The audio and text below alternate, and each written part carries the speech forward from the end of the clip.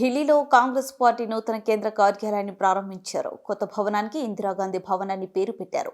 దీన్ని పార్టీ అగ్రనేత సోనియా గాంధీ, ఏఐసీసీ అధ్యక్షుడు మల్లికార్జున ఖార్గే ప్రారంభించారు. కార్యక్రమంలో కాంగ్రెస్ అగ్రనేతలు రాహుల్ గాంధీ, ప్రియాంక గాంధీ, ఏఐసీసీ ప్రధాన కార్యదర్శి KC Venugopal, Telangana CM Revanth Reddy, TPCC chief Mahesh Kumar Goud, AP Congress అధ్యక్షురాలు వైఎస్ షర్మిల పాల్గొన్నారు.